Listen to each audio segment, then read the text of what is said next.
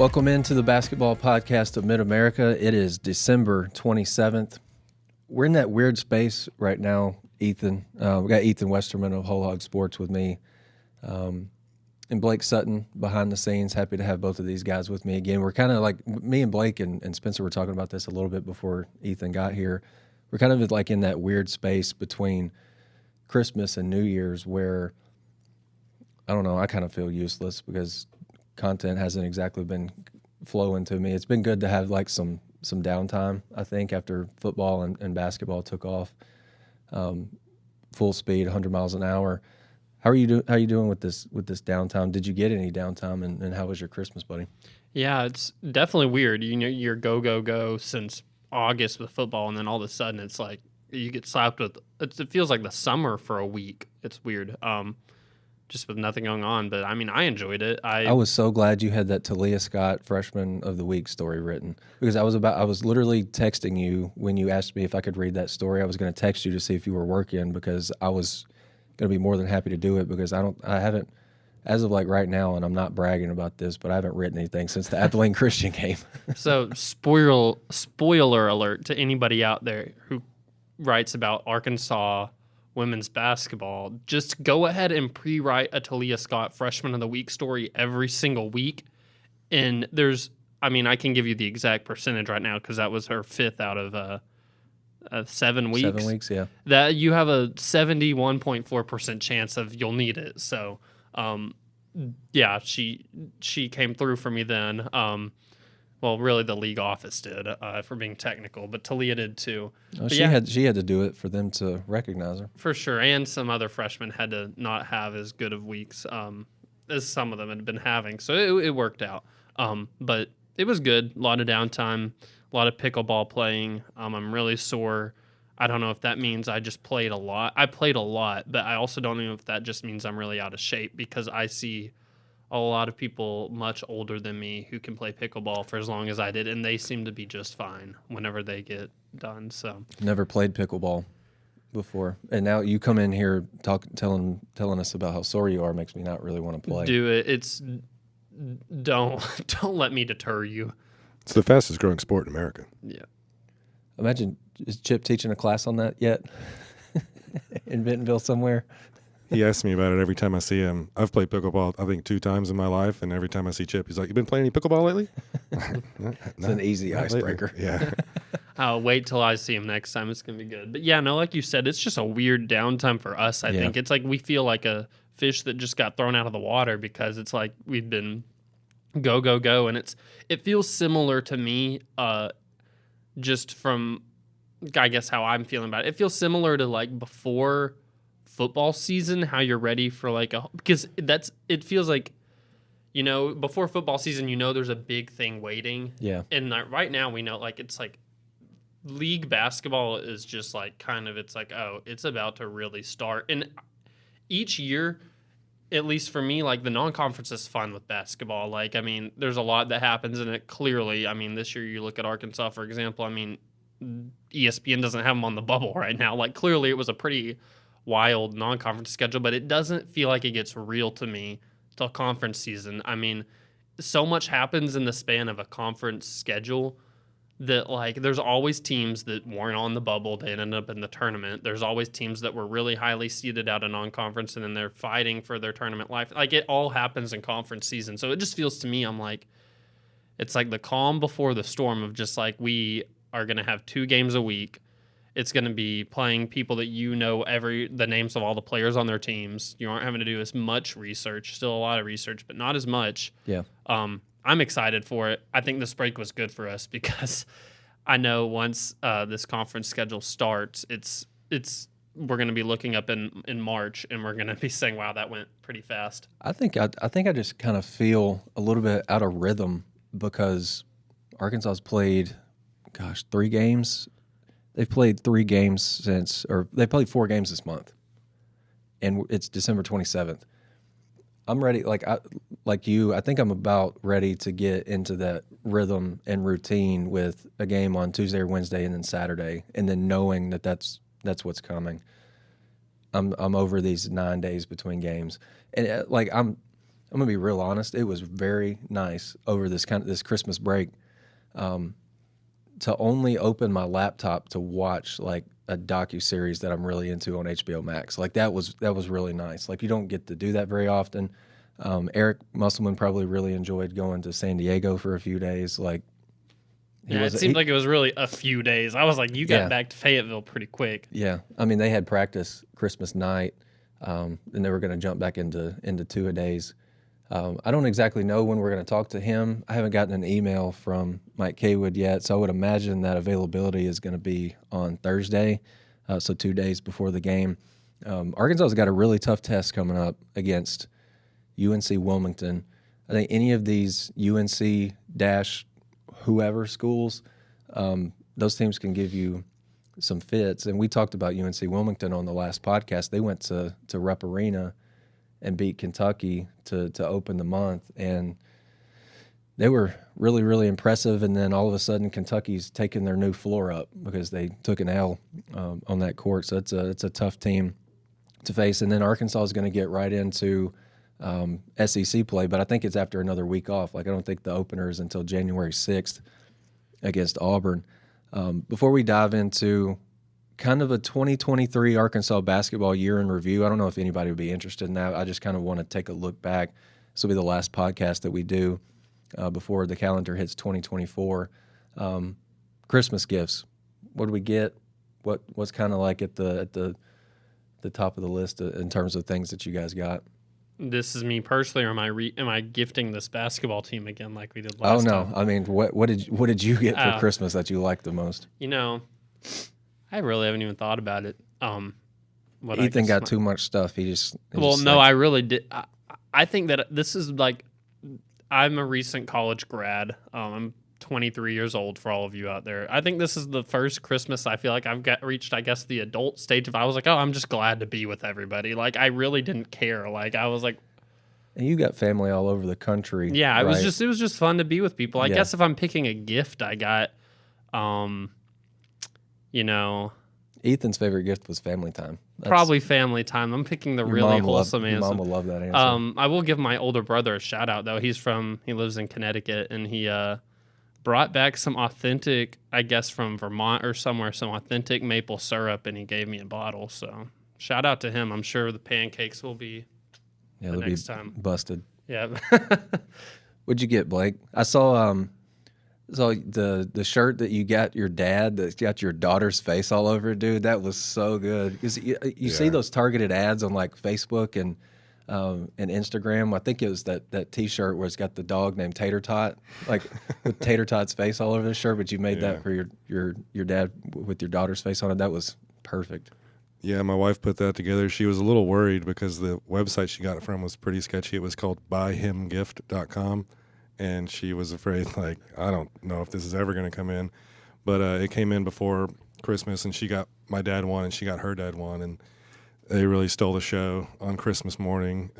Everybody just cackling, But, yeah, I'm kind of with Ethan. I think fellowship with friends and family is the greatest gift of all. That's a really good answer. We're wholesome on this Blake, podcast. I told you I was going to try to do this. Hold on a second. Ready? Very nice. Got some Nike Blazers. Shout out to my mother-in-law. Heck yeah. That was really flexible. I'm out of breath now. Haven't been the healthiest soul over this Christmas break, and that kind of took it a little bit out of me. I also got, I think from my mom, I got a Phoenix Suns quarter zip, like you watch a lot of NBA games, the new quarter zips that the coaches are wearing on the sideline. I got the olive-colored Phoenix Suns pullover. I'm already thinking about selling it because I hate that team so much, but I really, really like it. I realized the other day I was getting ready for bed, and I took the pullover off, and I never took the tags off, but I wore it all day. I just had the tags kind of tucked down the back of it. I also got a hot sauce variety pack. It's like, I think it's 8 different kinds of hot sauces. I think the hottest one is a Carolina Reaper cream sauce. I think you can put it on wings and stuff. And you give me anything with any kind of spice in it, I'm all about that. Sounds delish. We almost just gave an advertisement to our local Nashville hot chicken stand in Fayetteville that Scottie loves. Yeah, Dots is the place. I've been, in my mind anyway, they've sponsored the podcast for a long time. Yeah. That's a stomach ache waiting to happen, but I think it's obviously well worth it. Anything else that stood out in terms of gifts and stuff? Or what was like the favorite gift that you gave? My little brother is very just... I'm over here complaining about being sore from pickleball. I think he lives in perpetual just soreness. He's a football player at UAM, Okay. Arkansas Monticello. And so he loves anything like that just can cure soreness, Yeah. like massage guns and stuff. So I picked out this like rolling thing that you put on the ground and just roll your foot on, and works out, the muscle soreness in your foot. And it turns out he also got like from his another side of the family got like a foot spa thing. So his feet should be feeling really great, thanks to me and unnamed gift giver from his wife's side. There you go. Blake, did you give anything that you were particularly proud of? I've got one, but I want to let y'all go first. Yeah, at Lids at the mall, they can personalize hats. They can like embroider a nickname on the side of a hat, Mm-hmm. And one thing I've done for my dad, my dad's name's Ken, and he goes by Papa Ken with all the grandkids. And so I got him a Razorback hat with Papa Ken embroidered on the side. Oh, there you go. Which is not the first. I'd done that before with the same nickname on the side, but that one was getting a little worn out. It was like the only hat that he wore. So got him a fresh one. Time That's for nice. a new one. That's cool. I don't know really how to shop for my wife for Christmas, and so I'm just like, let's get in the car. You tell me where you want to go, and then you pick stuff out, and I'll walk around and carry it for you. Like, let's make this easy. We went to Brick City the other day, next to Big Whiskey, and she picked out some shoes and a shirt, kind of a shirt / hoodie. It almost looked like the Sam Pittman hoodie that was kind of polarizing late in the football season. Kind of looked like one of those, but it really wasn't. And while she wasn't looking, I picked up this keychain that's just got Eric Musselman's face on it, and I stuck that in her stocking. And I think that was the gift that got the biggest reaction. I was pretty proud of that one. I don't think other than that, I think it was pretty standard. Like, we got our kids, obviously some pretty cool stuff, and my dad's coming up later in the week. I don't know. I'm probably going to have to just get him more golf balls with my face on it. I did that one time. My dad told me when we were growing up that golf can be like a really great stress reliever. And if you're trying to maximize contact, you just act like there's a face of the most annoying person in your life on the back of the ball. So a few years ago, it actually just popped up in my Facebook memories. I got on this website and I put my head shot on the back of a golf ball, and I gave it to my brothers. I might actually do that with my dad again this year, but I may have waited too long. What have y'all thought of Arkansas basketball in 2023? I haven't come up with an exact record. I don't think it's that great.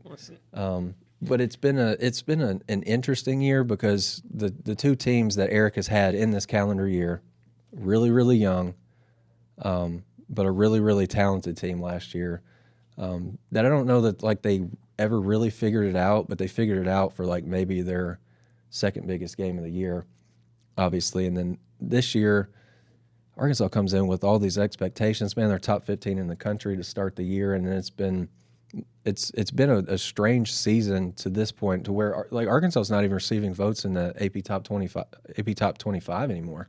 Which I've said this before, but I never thought that I would see that at this point in the season, or ever in the season. It's just been an interesting year, I think, for Arkansas basketball, and I think you're seeing maybe Eric's really had his work cut out for him, I think, with these two teams, but still got to a Sweet 16 earlier in the year.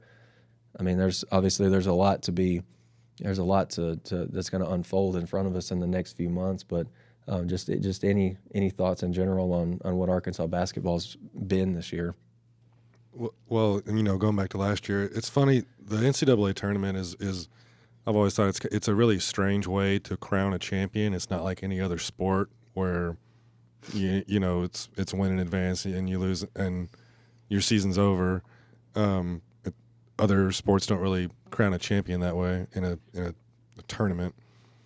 But the good part of it is like in Arkansas's case, they go 8-10 in conference. They finished 10th in the SEC. From that perspective, it was a disappointing season. But then you win 2 games in the tournament. You make the Sweet 16. Now all of a sudden it's a successful season, and now all of a sudden it's one to remember. So in that regard, the NCAA tournament is kind of cool. And on the flip side, you look at the team Arkansas beat to make the Sweet 16, Kansas. They're a 1 seed in the tournament, won a ton of games. They lose 1 game in the NCAA tournament. Now all of a sudden it's not a successful season. Right. So, last year made the Sweet 16, so it's a successful season. This year, it definitely has a different feel. Because if you go back to last year, you saw all the pieces, you saw all the talent, and it was just a matter of time before they put it all together, and they finally did. I don't think we're really seeing that this year. This year is kind of it's still a big question mark about who's going to step up, who's going to be the leaders on the team, and are they – now it's a question of even if they're going to make the NCAA tournament. That's still a few months off, obviously. Right. But I was just reading an article this morning about conference projections for the entire SEC. This author said in Arkansas's first 8 games in the SEC, they're projected to go 1-7. Yikes. And I'm not necessarily saying that's going to happen, but yikes is probably the best word to describe that. So was that like Ken Pom projections, like game by game projections, maybe? Yeah, Ken Pom, Torvik, or whatever, kind of a combination. But if Arkansas starts 1-7 in conference play, it's going to get ugly. But like we said last week, sometimes you just have a bad season in basketball, and that's not an indictment of Musselman or his system or the program or anything like that. I mean, it happens to every program. Sometimes you just have a bad year, but hey, depending on how things go, Arkansas could finish 14th in the SEC and then win a couple games in the tournament, and they're in the Sweet 16, and it's a successful season. Yeah, they're gonna have to win a bunch of. They'll probably have to win the SEC tournament after finishing last, and then maybe come through as a 15. Does anything stand out to you at all, Ethan? I mean, I'm just thinking back to like all of the post game Zooms for road games that just like didn't turn out Arkansas's way, and I've got my fingers crossed big time that I'm the first person that gets called on, so Bob doesn't take all the questions that everybody has, and then we get called on, and I'm like, well, Eric, and then I end up asking Eric, an upset Eric Musselman, the same question that Bob just asked. Those were not fun nights at the house. Yeah, I guess stands out to me about, we're talking about the calendar year 2023 of Arkansas basketball, so we're bleeding over. I mean, in this year, Arkansas has beaten Kansas and Duke. I mean, pretty cool that that's happened within the past year. The Kansas Kentucky on the road too. Beat Kentucky on the road. Granted, I think the magnitude of those Kansas, it's weird to like beating Kentucky on the road is always big, but that Kansas and Duke games, it's like that just slipped my mind. They beat Kentucky. Yeah. Like, I guess that's just where we're at. Yeah, beat them by 15 too. Yeah. I think that was I could be wrong about this, but I vaguely remember writing that was like the second biggest margin of victory in an Arkansas-Kentucky game. I could be getting that wrong, but I think I remember writing that at the time. Yeah, but I mean, they've had that's I guess what I think about with the year 2023 with Arkansas basketball is they've had a really high highs and I feel like really low lows. Yeah. It's just been kind of up and down. And you feel like, moving into this SEC play, it's like you've had really high highs, you've had really low lows. Does this mean that you're either going to figure it out and piece it together and all of a sudden go on a run like you're used to seeing, or does this mean that, we talked about it last time actually. I think Blake pointed it out. The team hadn't responded to adversity well at all this year, and then Abilene Christian rolls along and they're down at halftime, and they actually responded to adversity for the first time. that's why I'm like, it's either going to be really, really hot, like you're going to start piecing some stuff together and go on a run and show what you've shown in some of those games you had your highs, or are you going to start out flat and kind of, wave the white flag and say, let's try again next year. I'm excited to see how it plays out because whenever I think about Arkansas basketball this year, it's just been really, really up and down. I mean, they could have had they lost, which I don't like living in hypotheticals too much because, I mean, they won them.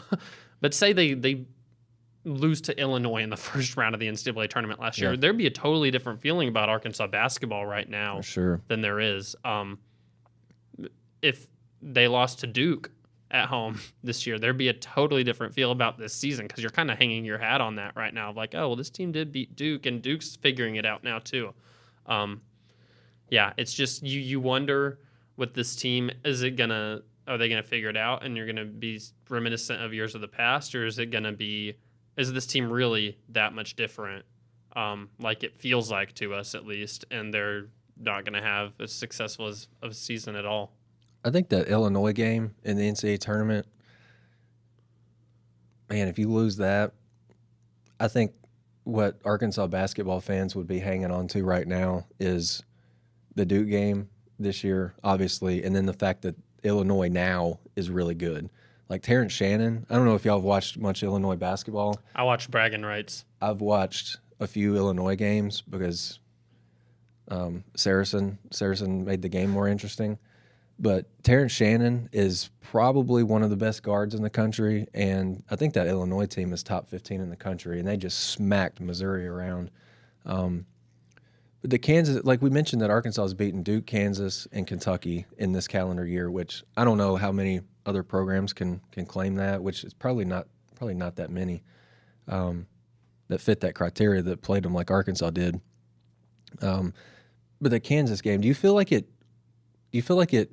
pushed expectations for Arkansas basketball too high in the moment? Or I think I was there in the moment. I'm just like, this is Eric Musselman doing his thing again. Like he had a short turnaround obviously from the Illinois game, but it's just kind of Eric Musselman's postseason magic. I think that he was working. I didn't come into, and I'll say that I don't think that pushed expectations too high. I just kind of saw it as like, Eric's good at this. Like, there's a difference, I think, in being a good regular season coach, Rick Barnes, and Eric Musselman being a good postseason coach. Like, I think there's a difference there. Obviously, you'd like to have a coach that's good in the regular season and the postseason. But I think Eric's a great postseason coach. Gets his guys bought in on, hey, let's just lock in. Literally nothing else around us matters other than this one game. Yeah. Let's go win it. I don't think the Kansas game impacted my expectations for this year because it's an entirely different team. Like, why would that? I don't know. Maybe I'm answering. I don't know why I asked the question. Yeah, I think but it's just an entirely different team, and you went to the Sweet 16 last year with a flawed team, and then you got a lot older, more experienced. You got more shooting. I think the front court coming into the year was maybe a little bit of an issue, especially with TB coming back from injury and Jalen Graham missing his back. But it was just an entirely different team, and so I think expectations were set in a pretty fair place. I think the expectations were so high because it felt coming into the season, and you can see there's talent, but it just felt like this is an Eric like just a transfer heavy team. Like, oh, this is where he's like, going to be cooking, is having all these guys that identified out of the portal that are talented, going to get them to come together. I think that's where the expectations came from. I think the Sweet 16, what it did was the Sweet 16 gave at least nationally, I feel like, a feel of just trust Eric Musselman, trust like this program. Like it kind of felt like that moment of this is for real. This isn't a fluke. They've made it to the second weekend 3 years in a row. Yeah. I think that's where this year's expectations came. It was coupled with the fact of like, look, this is they can coach their butts off, and this is now a roster coming in with his type of guys. I do think that, like, we're talking about like Eric doing his thing in the postseason, like that's what that Kansas game felt like. I do think it was a culmination of that. It was obviously it had to be a good game plan if you ever upset the number one team, but also just Devo playing the game of his. I mean, is there another time you can think of where after a game Eric is that visible? Like he was hugging Devo. Like it was like basically it felt like you saved us in this game. Like I just don't know another time that there's been like an individual performance where you've seen Eric like. Yeah, I don't know. I don't know that there's an individual performance that good, but the thing that comes to mind is Trey Wade against Gonzaga. Yeah. Where he was just like Unc was out there just hooping. Yeah. And I remember Eric, I think he was hugging one of his boys. I think it was Matthew. I think Charlie Kaijo got some really good shots of that. Just the elation. I think that's maybe the only thing that I can maybe compare it to. It's funny because I think last year like the expectations got set high for this year because of a magical moment in March where Devo played the game of his life, and it did show the coaching job Eric and his staff do, and then coupled with this batch of players they had coming in. That game, you were very glad that you won it. Like, I mean, that was such an awesome game against Kansas. Anybody out there who's saying like, oh, it would have been better to lose so the expectations weren't high, like, get out of here with that. Get out of here with that. No, that literally doesn't make any sense to me. I've seen this comment of people saying like, oh, we got lucky last year in the tournament. Should have just lost it so people would know we're frauds. I'm like, oh my gosh. No, the expectations were set when I think Eric got Arkansas kind of over that hump initially, beating Texas Tech in the round of 32 to get to the Sweet 16. And then you win again, and you go to the Elite Eight, and then the next year you knock off the number 1 overall seed, and you go and play Duke in the Elite Eight, and then you come back and then you get to the Sweet 16 again. Like those are the expectation raising moments. I mean, it's not one game in particular. It's just it's the culmination of all of those. Damn, they really won that game. And they're back on the map. If there's anything you can learn from social media, Twitter, Facebook, where our stories and stuff go at, people have very short-term memory.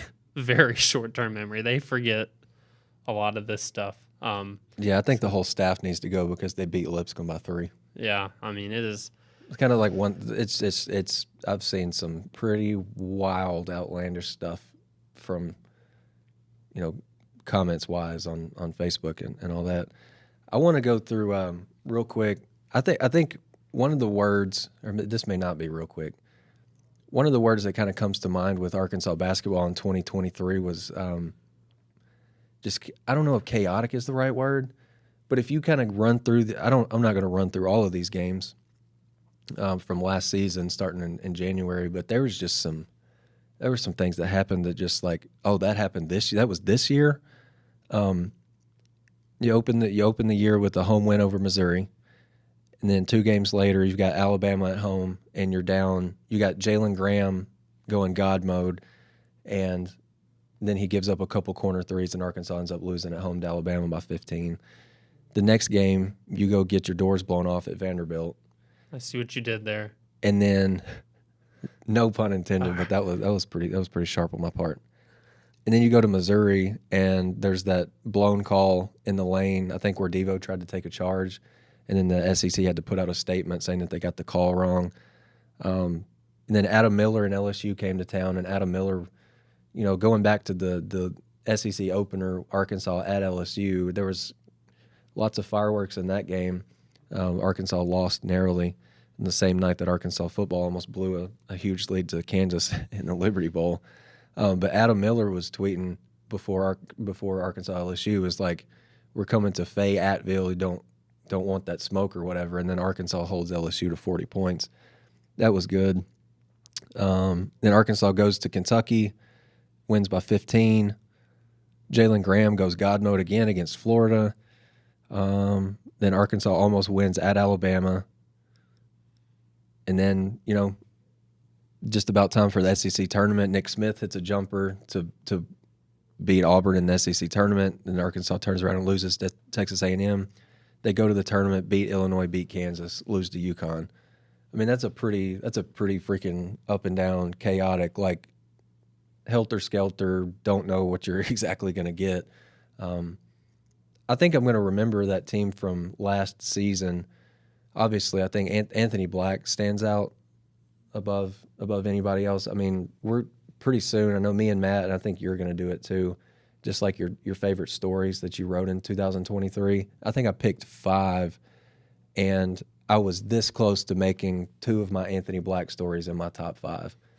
And the reasoning is like you don't cover guys like AB very often, where he was really good at doing a little bit of everything, and then when Arkansas was playing pretty well, he was doing a lot of everything. And it wasn't, obviously there were, and I wrote this in this little story that we'll probably put out later in the year. There were signs that AB was not like this super nice guy all the time, like especially the Vanderbilt game where he's like doing one of these at the students because they're giving him hell, and he basically baited a couple players into technical fouls and stuff. But it wasn't until like that NCAA tournament and the NCAA opens up the locker rooms during the NCAA tournaments. I'm talking to Gus Arginal and Keith Smart and Trevin Brazile and Kamani Johnson. They're like, yeah, AB talks more trash than anybody on the team. And so I'm like trying to paint like this full picture of this kid, and he's tough and he's humble, and he's like everything that Eric Musselman could want in a guy, but he also talks more trash than anybody on the team. I thought that those stories like that stand out, kids like that stand out. And then shout out to AB. He went for, what was it, a career high, Blake? He went for a career high 23 points last night. Helped me win a little bit of money. They beat Washington and Daniel Gafford. Yeah, AB had like 17 points in the first half, finished with 23 points, 6 rebounds, 4 steals. I mean, that's an AB line if I've ever seen it. Are there any guys that I think maybe in particular that you kind of miss watching or miss covering? I mean, this could be for men's and women's side, I guess, but AB just he stands out kind of above the rest for me for obvious reasons. Yeah. It's like I'm going blank. Aside from AB, I feel like he was just kind of the face of that team as a freshman. I really grew to enjoy, and not that I didn't like being around him. We just weren't around him much. Like Kamani Johnson in those open locker rooms, he was the first person to champion anybody's name. I know him and Bob Holt got tight in the pressers. Really they were talking about, I think Bob said something about the OGs, and it made Kamani laugh. But yeah, no, it's got to be weird. I'm so fresh to covering the Razorbacks. This is your number what for you? So you got 2017, 18, 19. I think this is like 5th or 6th year, I think. Yeah, I just figure for me, it's like it's kind of weird because it's all fresh to me. But I'm sure for you, it's got to be kind of like a little sentimental thinking back on some of the guys that covered their careers here. Yeah, there's some good dudes. AB was a young guy, like freshman, straight out of Duncanville. And Arkansas leaned on him a lot after those tough losses. Like I remember when Arkansas blew that lead late at Texas A&M on the road when they really needed a win. And I remember somebody told me they were going into the locker room trying to get somebody to come talk to us on the post-game Zoom, and everybody was like, no, not doing it. And then finally got around to AB, and AB was like, yeah, I'll do it. That's who AB was, and I really miss kind of the interactions with him and just seeing him, just like around the NCAA tournament when when we weren't watching him practice or weren't interviewing him or whatever, and just kind of those kind of relationship building moments. Those were pretty fun. We're going to hit a break, and when we come back, we'll get into more of our 2023 year in review, and then Arkansas does have a game this weekend against UNC-Wilmington. We found some interesting stuff on those guys that I think you guys will probably find pretty interesting too. We'll maybe get into some keys of the game. Stick with us on the Basketball Podcast of Mid-America. Stay on top of all Arkansas Razorback sports with a Digital Plus subscription on the Hogs Illustrated app. Get complete Razorbacks coverage in one location. Your subscription gives you 20-plus issues of Hogs Illustrated magazine, the most unique and compelling coverage anywhere in the state. plus total access to all the content on WholeHogSports.com, including breaking news, commentaries, analysis, features, recruiting, award-winning photos, and premium message boards. Subscriptions start at just $17 per month. Join the Hog Sports Network team at subscribe.waco.com. That's subscribe.wehco.com. Or call 479-684-5509 to get your front row seat to Arkansas Razorback sports. Go Hogs!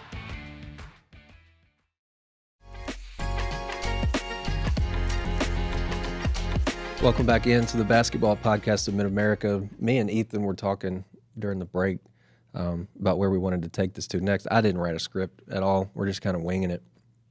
I brought up the topic of best performances by a Razorback in 2023. I think there's a bunch, and I think obviously you want to put Devo against Kansas at the top. Are there any other ones? I mean, there are obviously some good There are obviously some really good performances from several guys that I think you could point to.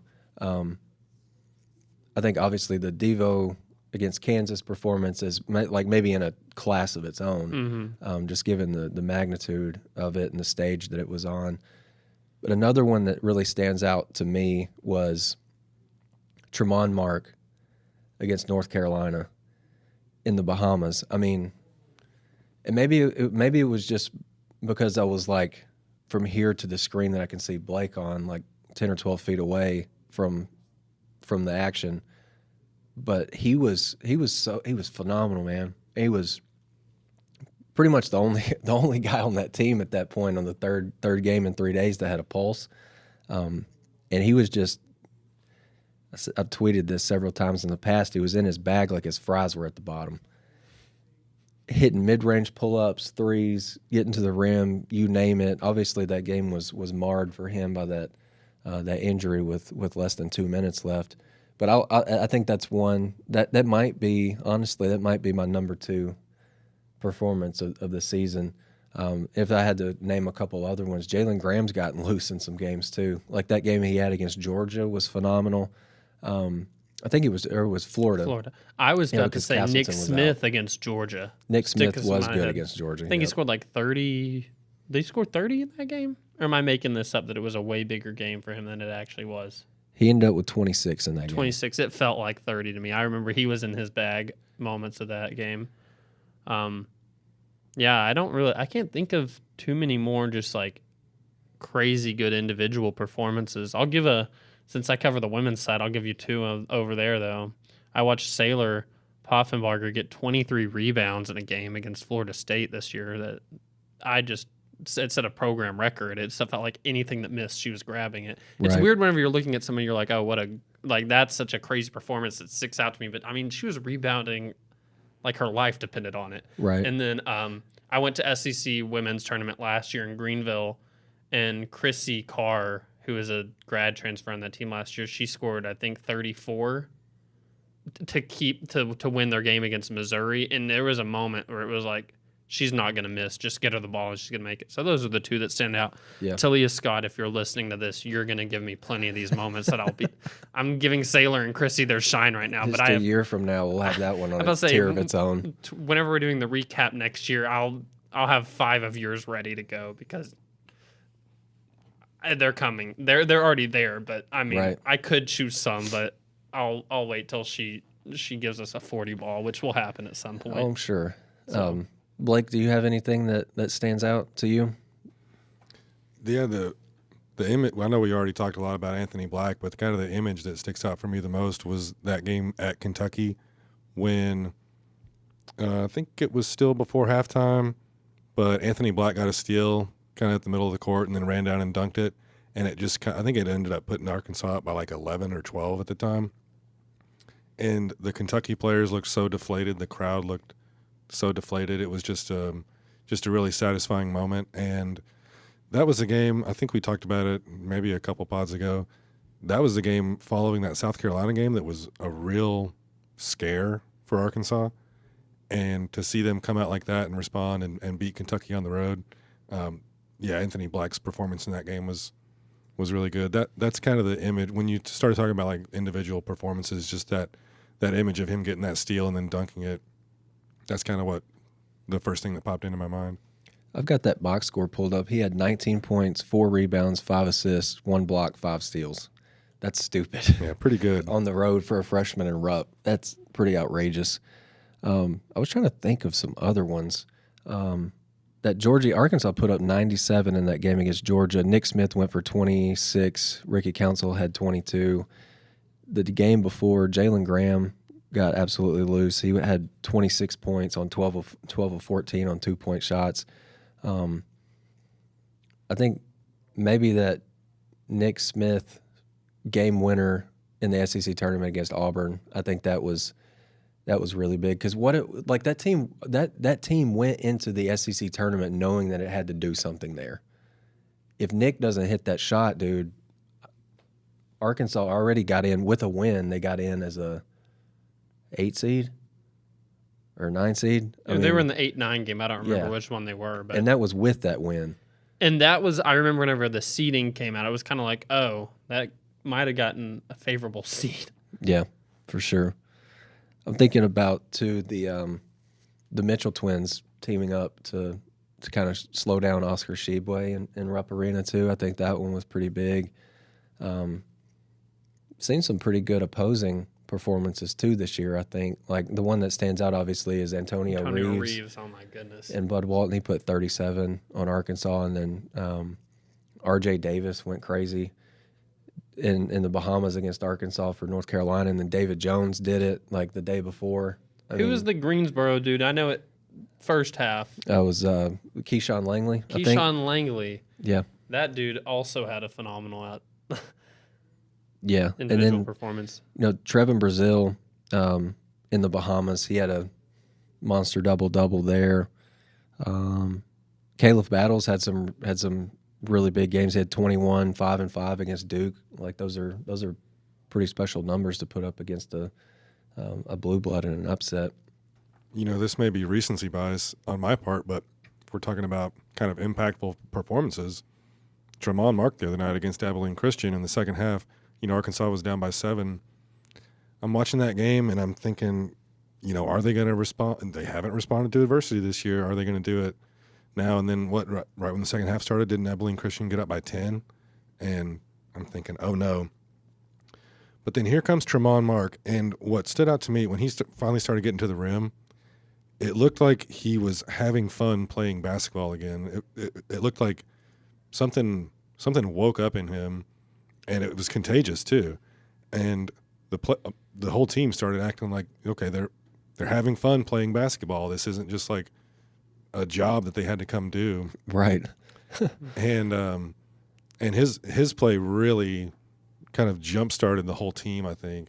There was a couple possessions in a row where he was getting to the rim, and then you see Caleb Battle come down and kind of took that running three, and when it left his hands, I'm like, what is he doing? Right. And then it went in, and that started to push the lead out. So hats off to Tremont Mark for kind of energizing the team in the second half when it looked like, oh no, are they going to lose to a 5-6 Abilene Christian team? Yeah. Obviously, you can't throw the Duke game in there because he didn't play in it. But there's so many wins this year, and even some losses that would have been a lot uglier if it wasn't for Tremont Mark. Like even Lipscomb, I know he didn't have the second half that he wanted against Lipscomb, but the first half, like, do they win that? They don't win that game without Tremont Mark, in my opinion. They don't win the other night without Tremont Mark, in my opinion. Against Abilene. North Carolina would have been an ugly score if it wasn't for Tremont Mark. Yeah, and that game was already a 15-point game. Yeah, I mean, he's really, we're talking, it's like you learn more as the year progresses. A guy who's indispensable to this team, which it's hard to say indispensable considering they beat Duke without him. But I'm going to go ahead and still say it. I don't think maybe they beat Duke 2 out of 10 times without Tremont Mark. Yeah, I mean that's pretty fair. Yeah, I really like his game. He's so calm. Like he just feels like that foresight that you kind of need. That's just like he's been there. He's calm. It's hard because we keep on wanting to like find like who's like the leader on this team. It's hard to pinpoint a guy like him because he's so quiet and calm. But he does, I think, lead in a way through like his calmness. it's not like the vocal leadership that you really want to see from like somebody, but it is kind of maybe what this team needs a little bit of, somebody that's just like, I've been here. It seems like he doesn't get too down on himself ever.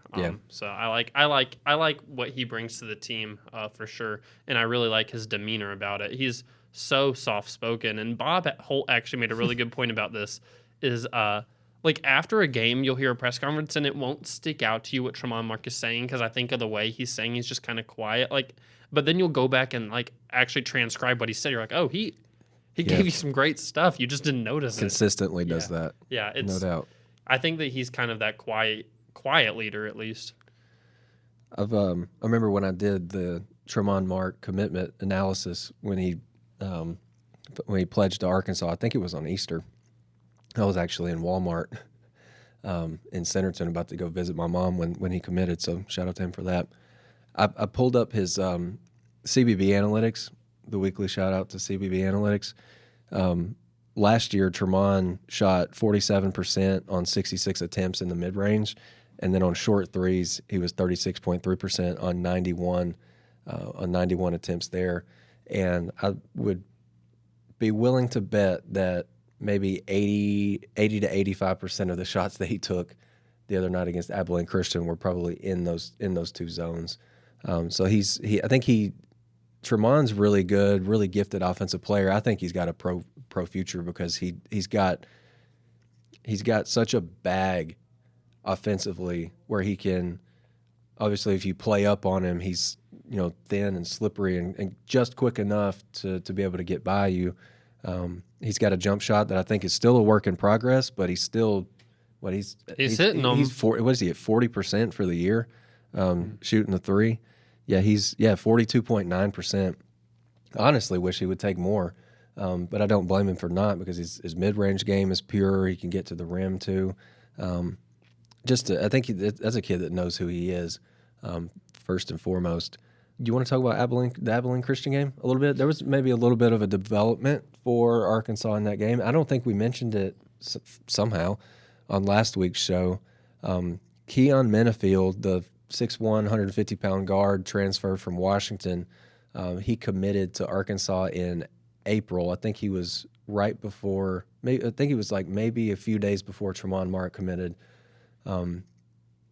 Really electric guard with the ball in his hands. When I talked to Percy Allen from the Seattle Times, who covered Keon last year at Washington, he said Arkansas basketball fans can expect a lot of hair and a lot of bones. And he continued that quote, and he was like, from a basketball perspective, he's a guy that's really difficult to take the ball from. And I think that's what Arkansas needs at this point. They need guys who can get them into offensive sets consistently, not turn the ball over, and as Eric Musselman has on these poster boards in the practice facility, you need to get a shot on goal. Keon can help Arkansas do all of that. Arkansas was down 7 at halftime to Abilene. Eric puts Keon in the starting lineup, and the game it flipped on account of the pace that he plays with and the energy that he plays with. How do y'all think Keon maybe changes this team? Because we've been thinking like, man, if this team's going to round into form, it's got to be L. Ellis, it's got to be Layden Blocker or Tramon Mark, Caleb Battle on the ball, but hell, it might be Keon Minifield. Yeah, his speed on offense is something that Arkansas was really lacking, and his movement on offense. We saw so much standing around on offense previously. With him in the game, I mean, he's just all over the floor, and he's getting himself into good spots, and just his motion is allowing other players to get into their spots as well. So yeah, he's so quick, and it's something that Arkansas was really lacking. I liked the other game, the last game. I don't know what day it was. It was last Thursday. Yeah, there was one point in the game where I was getting really entertained by the small little point guard for Abilene Christian and Keon Minifield were both. It was like it was a game within the game of just like guarding each other and really like trying to clamp each other down. But like at the same time, whoever was dribbling the ball was trying to just like shake them off of them. And Keon was doing just such a good job of like not letting it rattle him. Like as far as he was just getting it up the court and kind of getting Arkansas into stuff. But there was one time this little guard for Abilene, shifty guard too. Like he was trying to hit Keon with these like dribble, and he just dribbles it off of himself, and it goes in the backcourt, and they get called an over and back. Yeah. And I just felt like that was like a huge, like it's such a small kind of play in the grand scheme of things, but it was a momentum type of play as far as like it felt like Keon was getting like he knows he's playing some defense right now. He knows he's kind of getting into his groove on offense. It just felt like he did some small things in that game that ended up it won't be on the stat sheet as far as like just energy, and maybe like it just felt like he gave a new breath to the team. Yeah. Like they desperately just needed like a breath of something different, and Keon came in and he gave some energy. I mean, Eric gave him props after the game too for kind of embodying, the pillars of Eric's program: energy, effort, enthusiasm. He gave Keon a lot of credit for all of that. And I think that, like you mentioned, the defensive turnover that he forced, I think that's where he can be his best defensively, because I think you get a kid that's 150 pounds on a good day, you get him closer and closer and closer to the rim. I think he can become less and less and less effective, but I think he can apply pressure out there. He's quick enough to stay in front of guards. We'll have to see. Obviously, this weekend with Wilmington, they've got a veteran group of guards. But I think I've liked what I've seen from Keon to this point. 11 points, 6 rebounds. I think that was the number one thing for me the other day. He's a help on the glass, and he's got as many offensive rebounds in 47 minutes as Tremont Mark does all year. Turned the ball over 4 times, but I think a couple of them in the first half were account of him just like trying to make something happen instead of letting the game come to him. I think he'll start to weed those out a little bit better.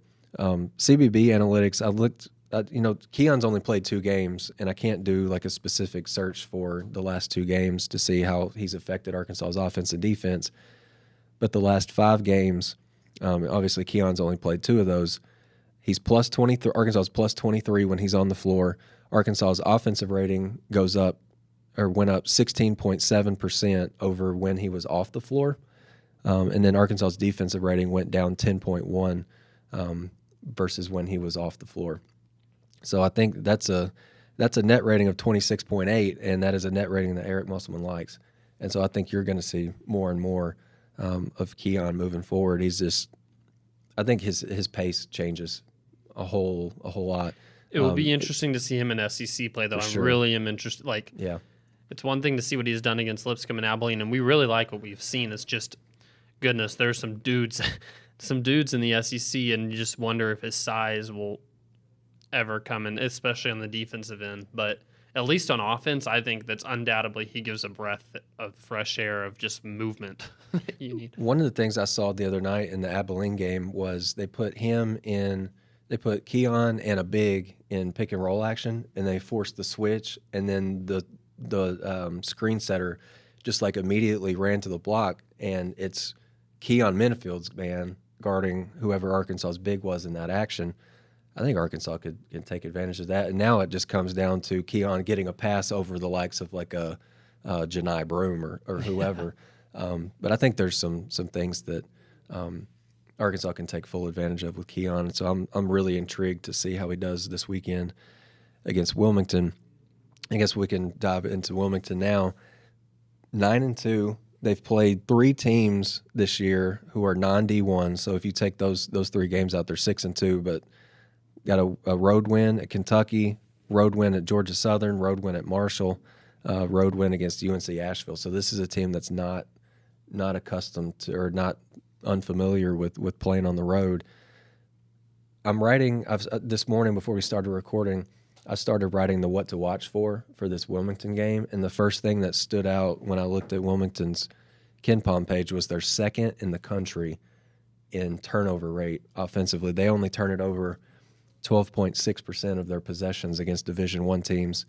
And if you turn the ball over, if you limit your turnovers, value possession, and all that, especially on the road, you're going to give yourself a chance to win. And if you look at some of their primary ball handlers, senior, junior, like it's a veteran, older team.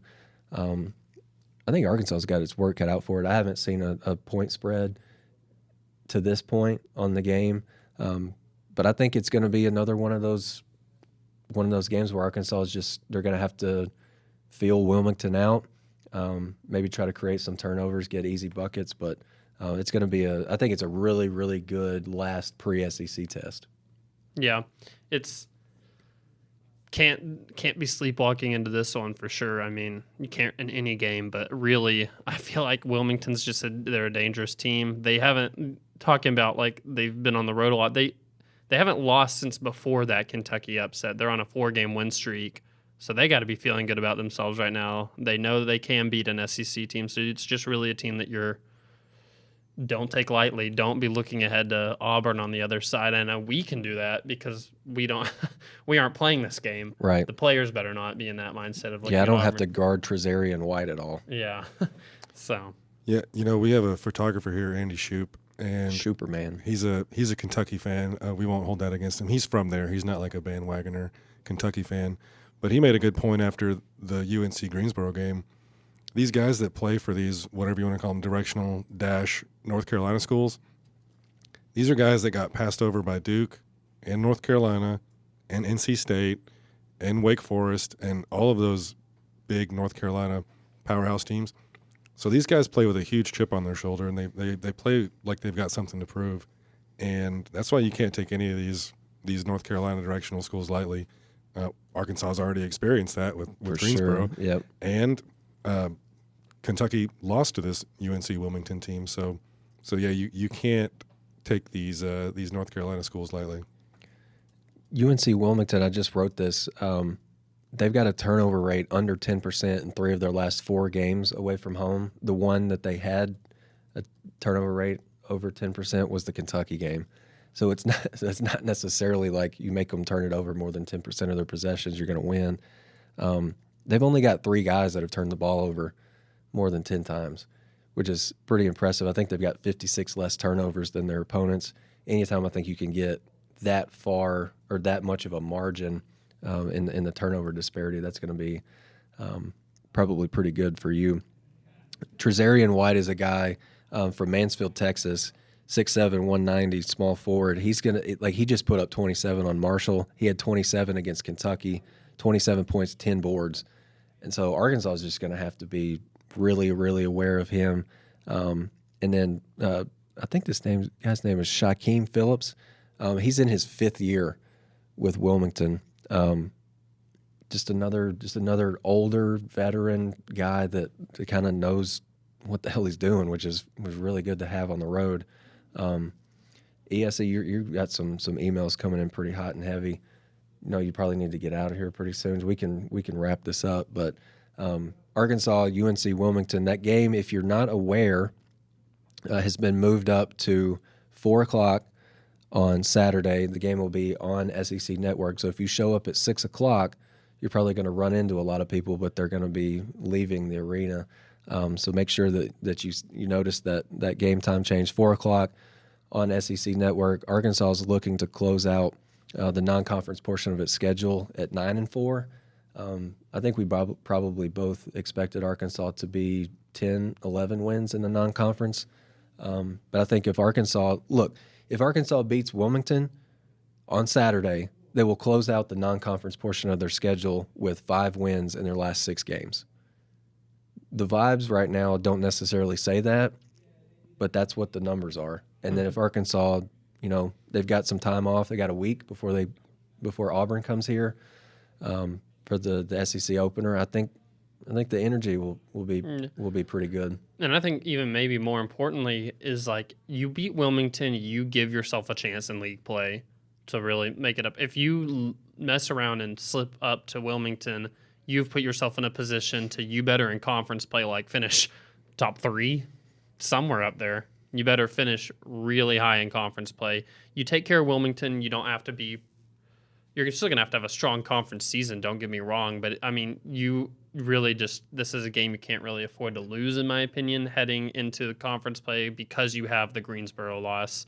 I mean – I know somebody, I think I was reading the comments on our last video, somebody was upset that I said I think this will be a tournament team by the end of the year. If they don't beat Wilmington, I completely retract that statement.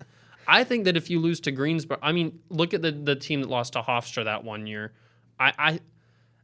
Bad losses happen. I get it. They're not on the bubble right now. I still have faith that I think that this team has talent, and I think that by the end of the year they will have played themselves into like that bubble range. I still think they could be a tournament team. I don't take back that statement, but it has to start with Wilmington. If you don't beat Wilmington, you aren't. And I want to clarify, I wasn't saying the last episode that I think right now they're a tournament team. I was just predicting for the future. It seemed like somebody got maybe a little upset by that statement, said that I lost my credibility. I apologize. I really do.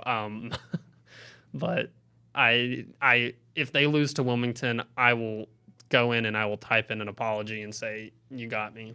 Yeah, we're going to have a lot of stuff to talk about if they lose to Wilmington. It's a must win. It's hard to say must win in this time of year, but I think at this point you have to finish out your non-conference with a win over them to put yourself in a position to make the tournament with your conference play. Yeah, I feel like you've got to have good mojo going into the new year, and I think it'll be good for this team too to get into more of a rhythm. Like I think these days off are good for guys like T Mark, who's coming back from the back and the /groin /hip or whatever, and Trevin Brazil. I'm looking for Trevin Brazil to. I think I wrote my last how to watch, like his aggressiveness. I think that's obviously something to monitor every game. I'm going to keep throwing him in that how to watch until we see something that kind of resembles more of what he's capable of and what he's done in the past. 4:00 SEC Network on Saturday, Arkansas and UNC-Wilmington. Will you be there? I will be there. So me and Ethan, my siblings are actually coming up to come hang out in Northwest Arkansas, and they want to be there, but they are waiting to see if there's some sort of ticket thing that happens usually where student tickets turned into like cheaper regular tickets. Yeah. So they might be there, but I will be over there on press row behind Scottie on the second row unless the seating assignments change for some reason. That sounds good. I'll have my I noticed that I got there the Coke other night and all of our little place cards were up on the second row, so I should have come up there and sat with you. But me and Ethan will both be there. Blake will be there in spirit, definitely watching the game for sure. We appreciate you for listening. We appreciate you listening to us ramble and watching us ramble, and I hope you guys liked my shoe and appreciated the effort that I made to show off my new shoes. For Ethan Westerman and Blake Sutton, I'm Scottie Bordelon. Thanks again for listening to the Basketball Podcast of Mid-America. We will see you next year.